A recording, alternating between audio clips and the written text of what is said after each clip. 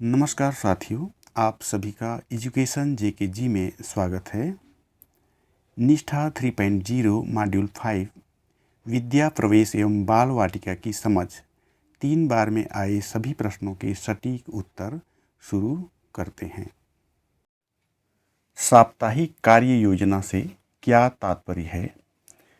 सही विकल्प होगा एक सप्ताह में कार्यान्वित की जाने वाली गतिविधियों की दिनवार योजना। गतिविधि रुचि क्षेत्रों का मुख्य उद्देश्य बच्चों को निम्नलिखित के लिए अवसर प्रदान करना है।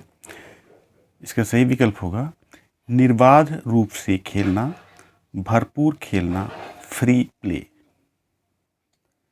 राष्ट्रीय शिक्षा नीति 2020 शुरुआती कक्षाओं में बच्चों को किस प्रकार के क्रियाकलाप के अवसर दिए जाने की बात करती है? इसका सही विकल्प होगा सृजनात्मक, जिज्ञासात्मक, आयु एवं विकास के अनुरूप। FLN मिशन के दिशा निर्देशों में स्तर 3 के तौर पर उल्लिखित दस्तावेज कौन सा है? इसका सही विकल्प होगा बाल वाटिका। विद्या प्रवेश कार्यक्रम स्कूलिंग के किस स्तर के बच्चों के लिए तैयार किया गया है? इसका सही विकल्प होगा कक्षा 1 में प्रवेश लेने वाले बच्चों के लिए। FLN मिशन का पूर्ण रूप है। इसका सही विकल्प होगा निपुण भारत मिशन। बच्चों को वर्कशीट कब दी जानी चाहिए? इसका सही विकल्प होगा जब बच्चे ठोस वस्तुओं या खिलौनों एवं खेल आधारित गतिविधियों का भरपूर आनंद उठा चुके हों।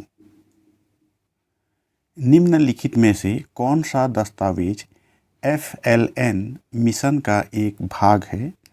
इसका सही विकल्प होगा विद्या प्रवेश।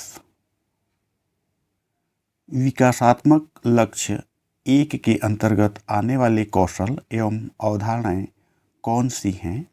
इसका सही विकल्प होगा स्वयं के प्रति जागरूकता, सामाजिक रूप से वांछनीय व्यवहार, स्वास्थ्य, पोषण, स्वच्छता। राष्ट्रीय शिक्षा नीति 2020 में दी गई बुनियादी अवस्था में शामिल आयु वर्ग है। इसका सही विकल्प होगा 3 से 8 वर्ष।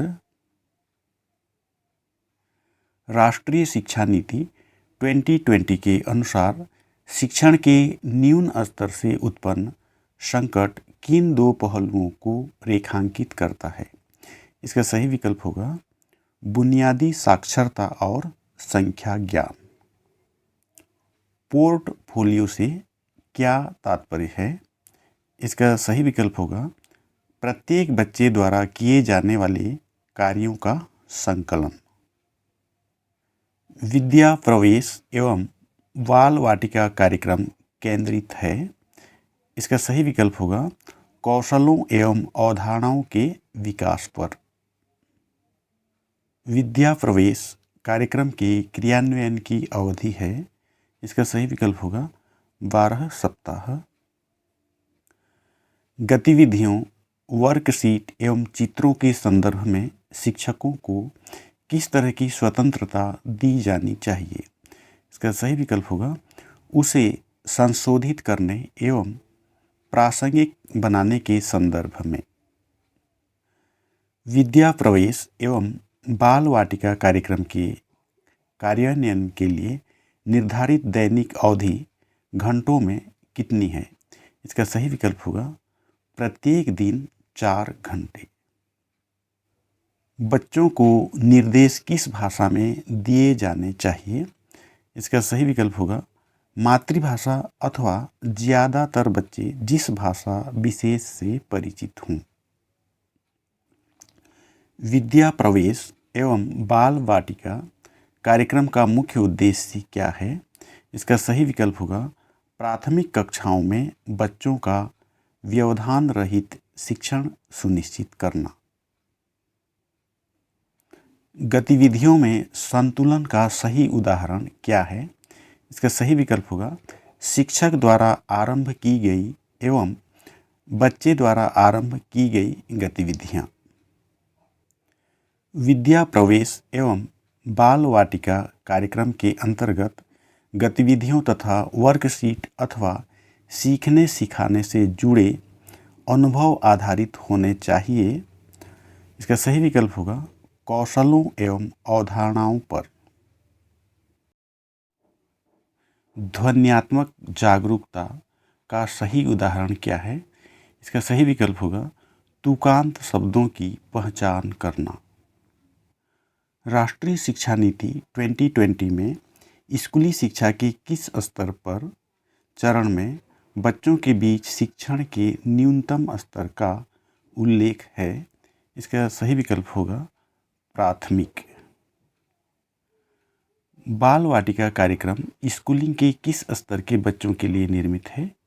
इसका सही विकल्प होगा पूर्व प्राथमिक स्तर 3 के बच्चों के लिए। विद्या प्रवेश एवं बाल वाटिका में दिए गए सतत मूल्यांकन से शिक्षकों को किस प्रकार सहायता मिलेगी? इसका सही विकल्प होगा सीखने सिखाने से जुड़ी रणनीतियों, खेल की सामग्रियों, गतिविधि के क्षेत्रों आदि को अपनाने। बच्चों के विकास का मूल्यांकन करने एवं उसका रिकॉर्ड रखने के लिए मूल्यांकन संबंधी कार्य योजना के कितने सत्रों के बारे में सुझाया गया है? इसका सही विकल्प होगा 3। बाल वाटिका कार्यक्रम की क्रियान्वयन की अवधि है। इसका सही विकल्प होगा 1 वर्ष। विद्या प्रवेश एवं बाल वाटिका में किस प्रकार की खेल शिक्षण सामग्री का सुझाव दिया गया है?